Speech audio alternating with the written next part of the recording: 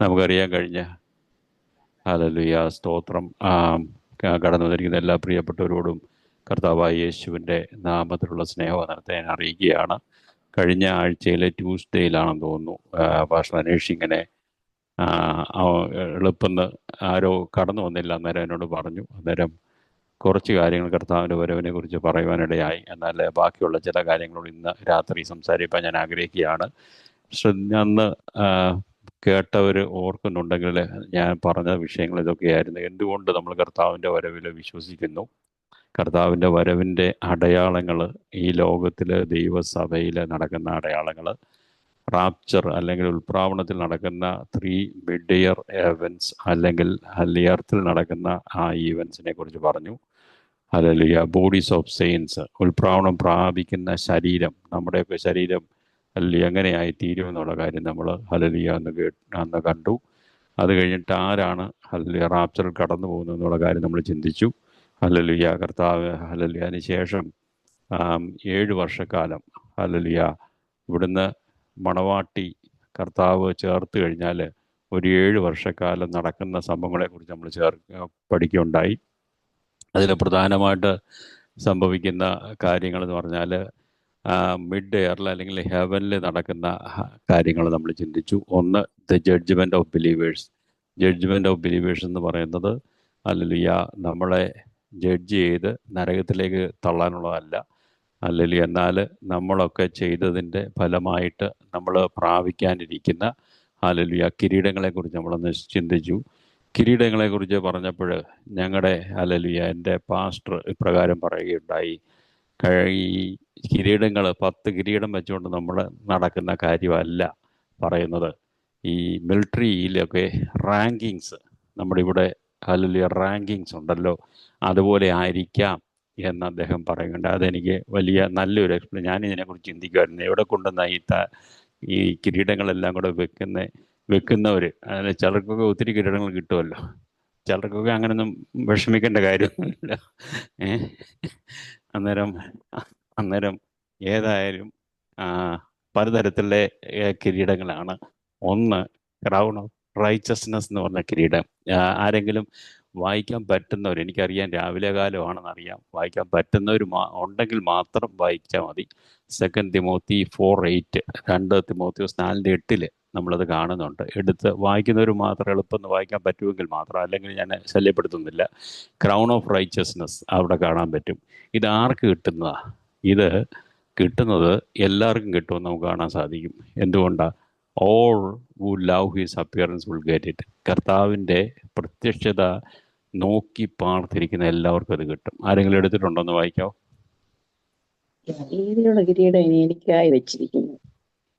Yes, ആർക്കാ കിട്ടുന്നത്? അത് അടുത്തും കൂടെ വായിച്ച്. അവന്റെ പ്രത്യക്ഷതയിൽ നീതിയുടെ കിരീടം എനിക്കായി വെച്ചിരിക്കുന്നത് നീതിയുടെ ന്യായാധിപതിയായ കർത്താവ് ആ ദിവസത്തിൽ എനിക്ക് നൽകും. എനിക്ക് മാത്രമല്ല, അവന്റെ പ്രത്യക്ഷതയിൽ ഏവർക്കും കൂടെ. യെസ്. അന്നേരം അത് നമുക്ക് കാണാം, എല്ലാവർക്കും കിട്ടുന്ന ഒരു കാര്യമാണ്. അവൻ്റെ പ്രത്യക്ഷതയിൽ പ്രിയം വെച്ച എല്ലാവർക്കും കിട്ടും. എന്നാൽ അടുത്തൊരു ക്രൗണിനെ കുറിച്ച് പറയുന്നുണ്ട്, ക്രൗൺ ഓഫ് റിജോയ്സിങ്. ഹല്ലേലൂയ. അത് ആർക്ക് കിട്ടുന്ന? 1 തെസ്സലോനിക്കരുടെ 1-ാം ലേഖനത്തിൽ 2:19 നമ്മൾ കാണുന്നുണ്ട്. അത് ആർക്കാണ് കിട്ടുന്നത്? അന്നേരം ഇത് എല്ലാം കിട്ടുന്ന പാർട്ടികളുണ്ട് ഇതിനകത്ത്, നമ്മുടെ വിശ്വാസികളിൽ അല്ല, ഒന്നിൽ ഒതുങ്ങുന്ന ആൾക്കാരും കാണും, ചിലപ്പോൾ അറിയാൻ പറ്റത്തില്ല. അന്നേരം ഒന്ന്, കർത്താവായ യേശുവിന്റെ മുൻപാകെ അവന്റെ പ്രത്യക്ഷതയിൽ ഞങ്ങളുടെ ആശയോ സന്തോഷമോ പ്രശംസാകിരീടമോ ആരാകുന്നു? നിങ്ങളുമല്ലയോ? അന്നേരം നമ്മൾ ഒരു നമുക്കിപ്പം സാഹചര്യങ്ങൾ അനുകൂലമല്ലാത്ത സ്ഥിതിയിൽ നോർത്ത് ഇന്ത്യയിലൊക്കെ കടന്നുപോയി, അത് വിന്നേഴ്സിന് കിട്ടുന്ന ക്രൗണാണ് ഈ ക്രൗൺ ഓഫ് റിജോയ്സിങ് എന്ന് പറയുന്നത്. കഷ്ടതയിൽ കൂടെ പ്രയാസത്തിലൂടെ അവർ കടന്നു പോകുമ്പോഴും അവർക്ക് ലഭിക്കാനിരിക്കുന്ന കിരീടങ്ങൾ ഹല്ലേലൂയ. അവിടെ മാത്രമല്ല, നമുക്കറിയാം ഈ ആഫ്രിക്കൻ കൺട്രീസിൽ അതുപോലെ വളരെ പ്രതികൂല സാഹചര്യങ്ങളുള്ള എല്ലാ രാജ്യങ്ങളിലും പ്രവർത്തിക്കുന്ന മിഷണറിമാർക്ക് കിട്ടുന്ന ഒരു കാര്യമാണ് ഈ ക്രൗൺ ഓഫ് റിജോയ്സിങ്. അടുത്തത് നമുക്ക് കാണാൻ പറ്റും, ക്രൗൺ ഓഫ് ഗ്ലോറി. ഹല്ലേലൂയ, സ്തോത്രം. അതാർക്കാണ് കിട്ടുന്ന? 1 പത്രോസ് 5:1-4 വരെ വായിക്കുമ്പോൾ, 1 പത്രോസ് 5:1-4 വരെ വായിക്കുമ്പോൾ അത് ആർക്കാ കിട്ടുന്നത് നമുക്ക് കാണാൻ സാധിക്കും. ഭൂമിയിലുള്ള മൂപ്പന്മാരെ ഒരു കൂട്ടുമൂപ്പനും ക്രിസ്തുവിന്റെ കഷ്ടാനുഭവത്തിന് സാക്ഷിയും വെളിപ്പെടുവാനുള്ള തേജസ്സിന് കൂട്ടാളിയുമായ ഞാൻ പ്രബോധിപ്പിക്കുന്നത് നിങ്ങളുടെ വിചാരണയിലുള്ള ദൈവത്തിന്റെ ആട്ടിൻകൂട്ടത്തെ മേയിച്ചുകൊള്ളുവീൻ. നിർബന്ധത്താലല്ല, ദൈവത്തിന് ഹിതമാം വണ്ണം മനഃപൂർവമായും ദുരാഗ്രഹത്തോടെയല്ല, ഉന്മേഷത്തോടും ആട്ടിൻകൂട്ടത്തിന്റെ മേൽ ആധിപത്യം നടത്തുന്നവരായിട്ടല്ല, അവർക്ക് മാതൃകളായി തീർന്നുകൊണ്ട് അധ്യക്ഷത ചെയ്യുവീൻ. എന്നാൽ ഇടയശ്രേഷ്ഠൻ പ്രത്യക്ഷനാകുമ്പോൾ നിങ്ങൾ തേജസ്സിന്റെ വാടാത്ത കിരീടം ആമേൻ, പ്രാപിക്കും. ഹല്ലേലൂയ. തേജസ്സിന്റെ വാടാത്ത കിരീടം കിട്ടുന്നത് പാസ്റ്റർമാർക്ക് കിട്ടുന്ന കാര്യമാണ്. അതാ ഞാൻ കഴിഞ്ഞ പ്രാവശ്യം പറഞ്ഞ ഈ പാസ്റ്റർമാർക്ക് കിട്ടുന്ന കാര്യം സാധാരണക്കാരായ മറ്റുള്ളവർക്ക് നോക്കാൻ പോലും പറ്റത്തില്ല. അന്നേരം പലർക്ക് പല രീതിയിലുള്ള കിരീടങ്ങളാണ്. അടുത്തത് മാർട്ടേഴ്സിനുള്ള ഒരു കാര്യമുണ്ട്, ക്രൗൺ ഓഫ് ലൈഫ് എന്ന് പറയുന്നത്. നമുക്ക് പലയിടത്ത് കാണാൻ സാധിക്കും മാർട്ടേഴ്സായിട്ട് കടന്നു പോകുന്ന. ഹല്ലേലൂയ. റെവലേഷൻ 2:10 കാണാൻ സാധിക്കും. ഞാൻ വായിപ്പിക്കുന്നില്ല. ഇൻകറപ്റ്റബിൾ ആണ് ഇത്. അതായത് ഈ കിരീടം എന്ന് പറയുന്നത് വാടാത്ത കിരീടം എന്ന് പലയിടത്തും നമുക്ക് കാണാൻ സാധിക്കും. 1 കൊരിന്ത്യർ 2:9-25 കാണാൻ സാധിക്കും. ഇതൊരു റാങ്കിങ് ആണ് എന്ന് കാണാൻ സാധിക്കും. ഞാൻ ഇങ്ങനെ ഇത് സാറിന് പഠിപ്പിക്കുമ്പോൾ ഈയിടെ ഞാൻ നമ്മുടെ കുമ്പളിയിലുള്ള കുമ്പളിയല്ല, ഇടുക്കി ഡിസ്ട്രിക്റ്റിലുള്ള ഒരു ഒരു ഒരു ദൈവദാസന് ഞാനും കൂടെ ചേർന്നിങ്ങനെ പലപ്പോഴും ഇത് പഠിക്കാറുണ്ട്. അന്നേരം ആ ദൈവദാസൻ അവിടെ ഈ ആന ഇറങ്ങുന്ന സ്ഥലത്താണ് അദ്ദേഹത്തിൻ്റെ ചർച്ച. ആനക്കുളം എന്ന് ആ സ്ഥലത്തിൻ്റെ പേരെന്ന് തോന്നുന്നു.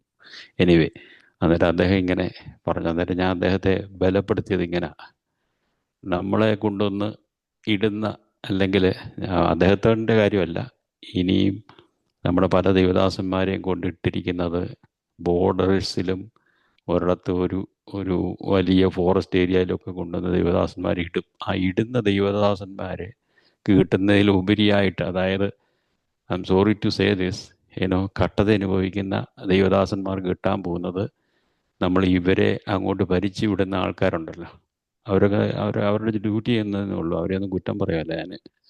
ഒരു പക്ഷേ അങ്ങനെ ആയിരിക്കുമെന്ന് ഞാനിങ്ങനെ ചിന്തിക്കാറുണ്ടേ. അന്നേരം നമ്മൾ ഈ ലോകത്തിലെ റാങ്കിങ് അല്ല സ്വർഗത്തിൽ ചെല്ലുമ്പോൾ കിട്ടുന്നത്. സ്വർഗത്തിൽ ചെല്ലുമ്പോൾ നമ്മുടെ ചിന്തയിലെ പോലും ഒതുങ്ങാത്ത കാര്യങ്ങളായിരിക്കും നടക്കാൻ പോകുന്നത്. നമ്മൾ വിചാരിക്കുക എന്തുവാ, അയ്യോ ഇല്ല ദൈവദാസന് എങ്ങനെ ഇത്രയും വലിയ കിരീടം അല്ലെ തേജസ് കിട്ടിയെന്ന് നമ്മൾ ചിന്തിക്കും.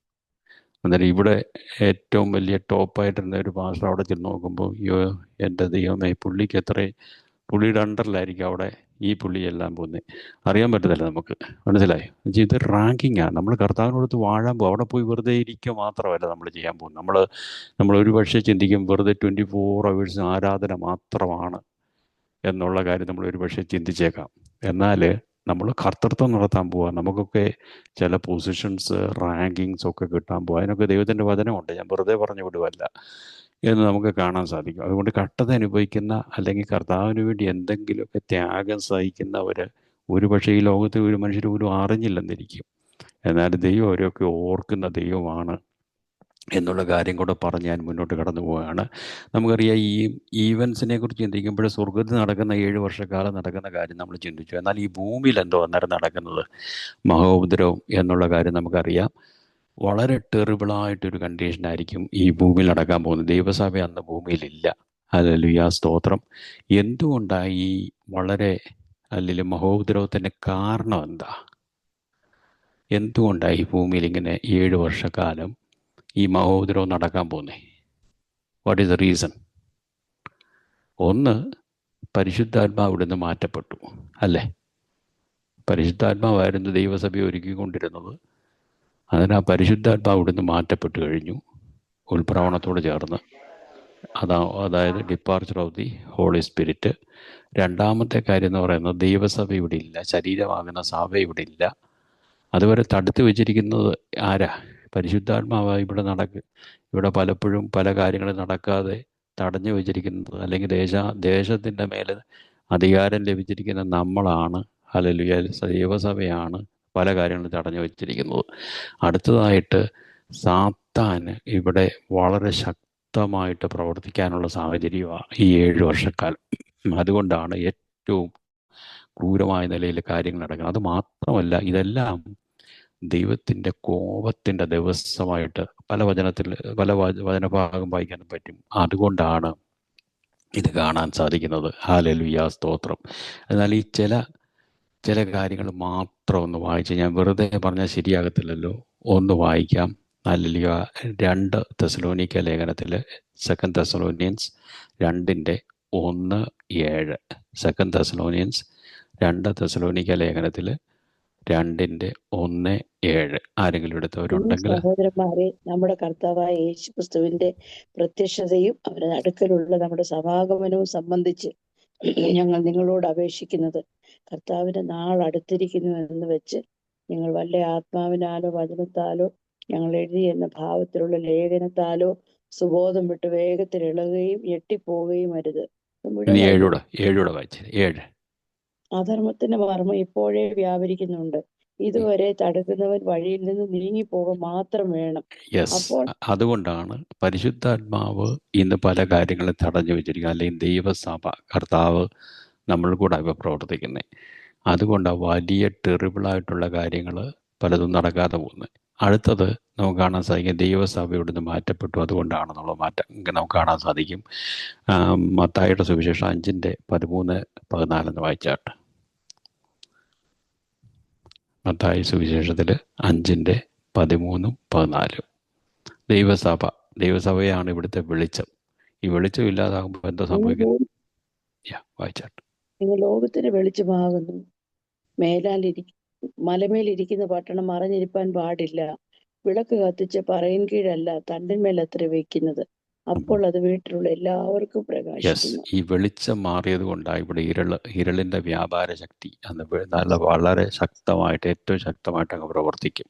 അടുത്തത് സാത്താൻ്റെ പ്രവർത്തനമാണ്. റെവലേഷൻ 12 വെളിപ്പാട് ദിവസം 12:7-9 വരെ, അല്ലെങ്കിൽ 12 ഏതെങ്കിലും ചില ഭാഗങ്ങൾ മാത്രം വായിക്കാം.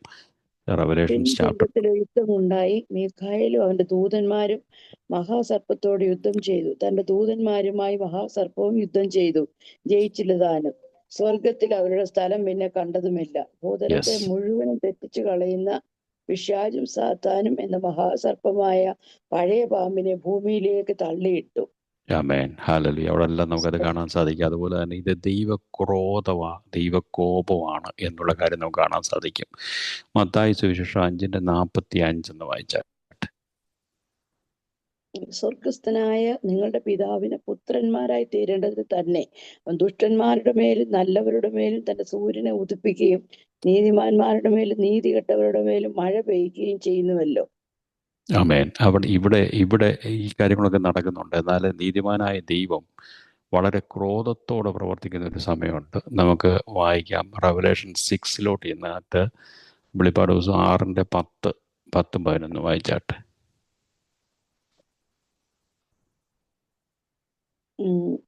വിശുദ്ധനും സത്യവാനുമായ നാഥ, ഭൂമിയിൽ വസിക്കുന്നവരോട് ഞങ്ങളുടെ രക്തത്തെക്കുറിച്ച് നീ എത്രത്തോളം ന്യായവിധിയും പ്രതികാരവും നടത്താതെ ഇരിക്കും എന്ന് അവർ ഉറക്കെ നിലവിളിച്ചു. അപ്പോൾ അവരിൽ ഓരോരുത്തരും വെള്ള നിലയെങ്കിൽ കൊടുത്തു. അവരെ പോലെ കൊല്ലപ്പെടാനിരിക്കുന്ന സഹപുരുഷന്മാരും. ഇതന്നേരം വളരെ വളരെ ക്രൂരമായ കാര്യങ്ങളാണ് ഈ 7 വർഷക്കാലം നടക്കുന്നത് എന്ന് നമുക്ക് കാണാൻ സാധിക്കുന്നുണ്ട്. വീണ്ടും നമുക്ക് കാണാൻ സാധിക്കും, ഈ 7 വർഷക്കാലം നമ്മൾ സഭ ഇവിടെ ഇല്ല എന്നുള്ള കാര്യം നമ്മൾ നേരത്തെ മനസ്സിലായല്ലോ. എന്നിട്ട് ഇതിൻ്റെ ജഡ്ജ്മെൻറ്റിൻ്റെ സിവിയർനെസ്, അതായത് ജഡ്ജ്മെൻറ്റ് നടക്കുന്നു, മഹോദരവും നടക്കുന്നു. ഇതിൻ്റെ സിവിയർനെസ് കാണണമെങ്കിൽ ദൈവവചനത്തിൽ പല ഭാഗങ്ങളുണ്ട്. ഒന്ന്, ഇവിടുത്തെ സമാധാനം എടുത്തുകൾ. ഇന്നിപ്പോൾ മനുഷ്യർ സമാധാനം ഇച്ചിരൊക്കെ എങ്കിലും ഉള്ളത് കൊണ്ടാണ് അങ്ങോട്ടും ഇങ്ങോട്ടും അടിയും ബഹളമൊന്നും നമ്മൾ വിചാരിക്കുന്നത് പോലെ അല്ലെങ്കിൽ അവിടെ ഇവിടെയൊക്കെ നടക്കുന്നുണ്ടെങ്കിലും വളരെ അല്ലെങ്കിൽ നമ്മൾ ഈ ദൈവസഭയും സമാധാനവും എടുത്തു കഴിയുമ്പോഴൊന്ന് കാര്യം ചിന്തിച്ച് നോക്കണം. അന്നേരം ഹല്ലേലൂയ. നമുക്കറിയാമല്ലോ, നമ്മൾ ഈ കോവിഡ് കാലത്തിൽ അല്ലെങ്കിൽ ഫോർ എക്സാമ്പിൾ ഈവൻ അമേരിക്കയിലാണെന്ന് പറഞ്ഞാലും ഈ വലിയ കാറ്റടിക്കാൻ പോകാന്നൊക്കെ ഒരു ഇത് വരുവാണെങ്കിൽ നമ്മളിവിടുത്തെ കടകളിലും എല്ലാം ചെന്ന്, വാൾമാർട്ടുകളിലും ചെന്ന ആൾക്കാരെല്ലാം സാധനം എടുത്തുകൊണ്ട് ഓടുന്നതാണ്. അതിന് ഈ പീസ് ഇല്ലാതെ വരിക. നമ്മൾ എല്ലാം സുഖമായിട്ട് പോകുമ്പോൾ എല്ലാം സന്തോഷമാണ്. എന്തെങ്കിലും ഒന്നും ഇല്ലാതെ വരുമ്പോഴാണ് ഇവിടെ പ്രയാസം. ഒക്കെ പട്ടിണി ഓർത്ത് നോക്കുക. അങ്ങോട്ടും ഇങ്ങോട്ടും അല്ലിയ കൊല ചെയ്യുന്ന കാര്യം.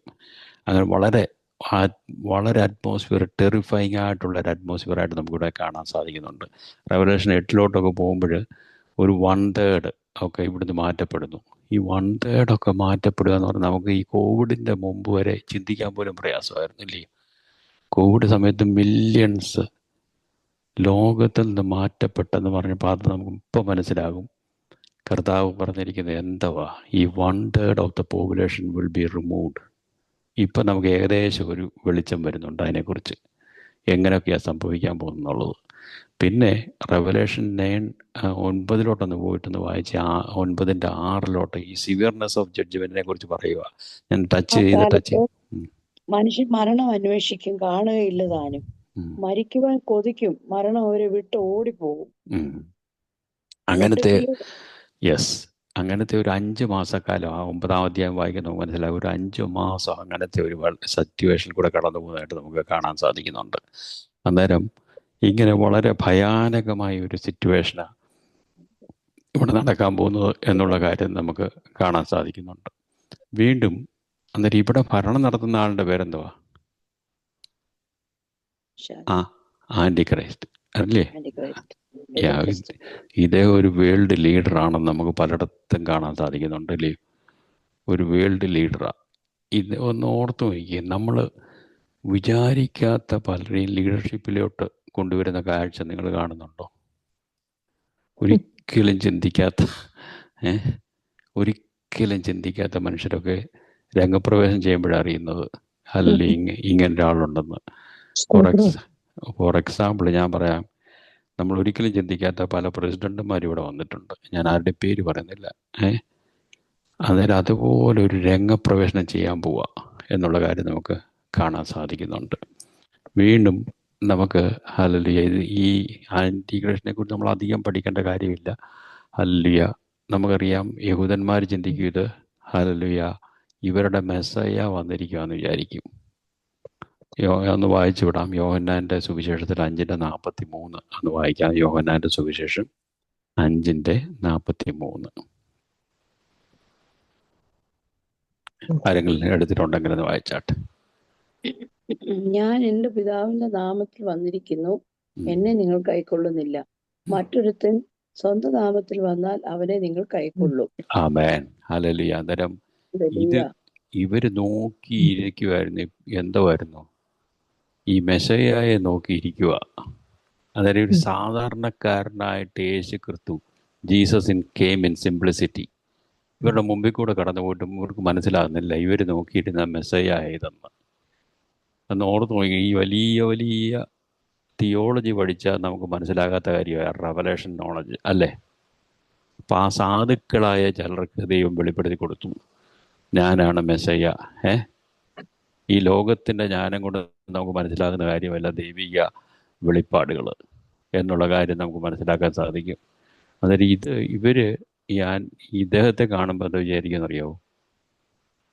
ഈ പുള്ളിയാ ഞങ്ങളുടെ മെസ്സയ്യ എന്ന് മനസ്സിലാക്കാം. കാരണം പുള്ളി ചില കാര്യങ്ങളൊക്കെ ഇവർ നോക്കിയിരുന്ന പള്ളി പണിഞ്ഞു കൊടുക്കുകയും കാര്യങ്ങളൊക്കെ ചെയ്തു കഴിയുമ്പോൾ ഇവർ വിചാരിക്കും പുള്ളിക്കാരനായിരിക്കും എന്ന് നമുക്ക് മനസ്സിലാക്കാൻ സാധിക്കും. എന്നാൽ നമുക്ക് കാണാൻ സാധിക്കും, ദാനിയേൽ പ്രവചനത്തിലോട്ട് പോയിട്ട് 9:27 വായിക്കാവോ? ദാനിയേൽ പ്രവചനം 9:27.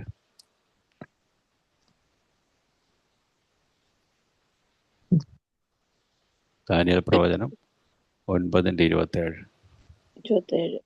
അവൻ ആഴ്ചവട്ടത്തേക്ക് പലരോടും നിയമത്തെ കഠിനമാക്കും. ആഴ്ചവട്ടത്തിന്റെ മധ്യേ അവൻ ഹനനയാകവും ഭോജനയാകവും നിർത്തലാക്കി കളയും. ചിറകിന്മേൽ ശൂന്യമാക്കുന്നവൻ വരും. നിർണയപ്പെട്ടിരിക്കുന്ന സമാപ്തിയോളം ശൂന്യമാക്കുന്നവന്റെ മേൽ കോപം ചൊരിയും. അന്നേരം ഇതൊക്കെ നമുക്ക് കാണാം. ഇവരാദ്യം വിചാരിക്കുന്നത് ഇവർ നോക്കിയിരുന്ന മെസ്സയ്യാന്ന് വിചാരിച്ചാലും ഇതിൻ്റെ പകുതി സമയം കഴിയുമ്പോഴത്തേനും ഈ പുള്ളിക്കാരൻ്റെ തനി സ്വഭാവം കാണിക്കും. നിങ്ങൾ ഇനി എന്നെ ആരാധിച്ചോളം പറഞ്ഞു കഴിയുമ്പോഴാണ് ഇവർക്ക് മനസ്സിലാകുന്ന ഇത് ശരിയായിട്ടുള്ള മെസ്സയ്യ അല്ലായിരുന്നു എന്നുള്ള കാര്യം മനസ്സിലാകുന്നത്. അത് കഴിഞ്ഞിട്ട് ഇവരുടെ കഷ്ടകാലം പിന്നെ തുടങ്ങുക അല്ലെങ്കിൽ തന്നെ കഷ്ടകാലം, എന്നാലും മഹാകഷ്ടം അത് കഴിഞ്ഞിട്ട് തുടങ്ങാൻ പോവുക എന്നുള്ള കാര്യം നമുക്ക് മനസ്സിലാക്കാൻ സാധിക്കും. ദാനിയേൽ 7:26 വായിക്കാവോ? ദാനിയേൽ പ്രവചനത്തിൽ തന്നെ 7:26. 26. ഉം. എന്നാൽ ന്യായവിസ്താര സഭ ഇരുന്നു കൊണ്ട് അവന്റെ ആധിപത്യം എടുത്തു കളഞ്ഞ് അന്ത്യം വരെ നശിപ്പിച്ച് മുട്ടിക്കും. പിന്നെ യെസ്. രാജ്യത്വവും കിരീടവും ആകാശത്തിന് കീഴിലോ എല്ലായിടവുമുള്ള രാജ്യങ്ങളുടെ മഹത്വം അത്യുന്നതന്റെ വിശുദ്ധന്മാരായ ജനത്തിന് ലഭിക്കും. ആമേൻ. ഹല്ലേലൂയ. ആമേൻ. അത് ഓർത്തോണം. അന്നേരം നമ്മൾ അടുത്ത അതിലേക്ക് പോകാനുള്ള സമയമില്ലാത്തതുകൊണ്ട് ഞാനിവിടെ നിർത്തുക. നമ്മളന്നേരം നോക്കിയത് കഴിഞ്ഞ ആഴ്ചയിൽ ഈ ആഴ്ചയിലും കൂടെ ഒരുമിച്ച് പഠിച്ചത് നമ്മൾ എന്തുകൊണ്ട് നമ്മൾ കർത്താവായ യേശു ക്രിസ്തുവിൻ്റെ വരവിൽ വിശ്വസിക്കുന്നു. 3 പ്രധാനമായ കാര്യങ്ങൾ നമ്മൾ പറഞ്ഞു. കർത്താവ് തന്നെ പറഞ്ഞു. പിന്നെ സ്വർഗാരോഹണ സമയത്ത് മാലാഖമാരുടെ വിളംബരം. 3, ഇത് ഒരു അപ്പോസ്തലിക ടീച്ചിങ് ആയിരുന്നുള്ള കാര്യം നമ്മൾ കണ്ടു. അത് കഴിഞ്ഞിട്ട് ഈ ലോകത്തിലെ സംഭവങ്ങൾ, ഇസ്രായേലിൻ്റെ രൂപവൽക്കരണം തന്നെ നോക്കിയാൽ മതി. ഇതെല്ലാം വചനത്തിലുള്ളതുപോലെ നടന്നു. ദൈവസഭയിൽ ഇപ്പം നടക്കുന്ന കാര്യങ്ങളൊക്കെ നമ്മൾ കണ്ടു. അത് കഴിഞ്ഞിട്ട് ഒരു 7 വർഷക്കാലം റാപ്ചറിന് ശേഷം, റാപ്ചറിൽ നമ്മൾ പ്രധാനമായിട്ടും 3 കാര്യങ്ങളെ ശ്രദ്ധിച്ചു. 3 മിഡ് എയർ ഹെവൻസ്, 3 കാര്യം സ്വർഗത്തിൽ, 3 കാര്യം ഇവിടെ നടക്കുന്നു. അതിനുശേഷം 7 വർഷക്കാലം സ്വർഗത്തിൽ നടക്കുന്ന കാര്യങ്ങൾ നമ്മൾ ചിന്തിച്ചു. 7 വർഷക്കാലം ഭൂമിയിൽ നടക്കുന്ന കാര്യം ചിന്തിച്ചു. പിന്നെ നമ്മൾ ഈ മഹാ ഉപദ്രവത്തിൻ്റെ കാരണം നമ്മൾ ചിന്തിച്ചു. ഇത് സിവിയർനെസ് ഓഫ് ദിസ് ജഡ്ജ്മെൻറ്റ് നമ്മൾ ചിന്തിച്ചു. ഇനിയും അതിന് ശേഷമാണ് കർത്താവ് തൻ്റെ വിശുദ്ധന്മാരുമായിട്ട് ഭൂമിയിലേക്ക് വരാൻ പോകുന്നത്. നമ്മൾ കർത്താവും വിശുദ്ധന്മാരും എല്ലാം കൂടെ വീണ്ടും ഈ ഭൂമിയിലോട്ടാണ് വരാൻ പോകുന്നത്, സ്വർഗത്തിലോട്ടല്ല. 1000 വർഷക്കാലം നമ്മൾ ഭരണം ചെയ്യാൻ പോകുന്ന ഇവിടെ തന്നെ, ഈ ഭൂമിയിൽ തന്നെ. ഇവിടെ അന്നേരം പുതിയ ആകാശം പുതിയ ഭൂമി അതല്ല, അത് പുതിയ ആകാശം പുതിയ ഭൂമി അതല്ല. ഇത് 1000 വർഷത്തിന്റെ അന്നേരം അത് ഈ ഭൂമിയിൽ തന്നെ. പുതിയ ആകാശം പുതിയ ഭൂമി, ഈ ഭൂമിയും ആകാശം ഒഴിഞ്ഞു പോയതിനു ശേഷം വരുന്ന ഭൂമിയാണ്. അന്നേരം ഇത് കഴിഞ്ഞ് 1000 വർഷം കഴിഞ്ഞിട്ട്, അന്നേരം എറ്റേണിറ്റി എന്ന് പറയുന്നത് നമുക്ക് ചിന്തിക്കാൻ പോലും പറ്റത്തില്ല. നമ്മുടെ ഇപ്പോഴത്തെ നമ്മുടെ ആയുസ്സും അതും കൂടെ തുലനം ചെയ്യാൻ പോലും പറ്റത്തില്ല. അന്നേരം അതിനെക്കുറിച്ച് നമുക്ക് ദൈവഹിതമാണെങ്കിൽ വരും ദിവസങ്ങളിൽ എപ്പോഴെങ്കിലും നമുക്ക് ചിന്തിക്കാം. ഇതുകൊണ്ട് നമുക്ക് ഇവിടെ ഞാൻ നിർത്തുകയാണ്. ദൈവം നമ്മളെ അനുഗ്രഹിക്കട്ടെ. പറഞ്ഞ കാര്യങ്ങൾ പക്ഷേ നിങ്ങൾ ചിലർക്കെങ്കിലും ഇത് പ്രയോജനമായി തീർന്ന് ഞാൻ വിശ്വസിക്കുന്നു. ഹല്ലേലൂയ. നമ്മുടെ ജീവിതത്തിലെ ഹല്ലേലൂയ, നമ്മുടെ യാത്രയിൽ നമുക്കിത് പ്രചോദനം തരുമാറാകട്ടെ. കാരണം നമ്മൾ നോക്കി പാർത്തിരിക്കുന്നത് നമ്മുടെ കർത്താവിൻ്റെ വരവാണ്. ഹല്ലേലൂയ. അതിനുവേണ്ടി നമുക്ക് ഒരുങ്ങാം. ദൈവം നമ്മളെ സഹായിക്കട്ടെ. സ്തോത്രം.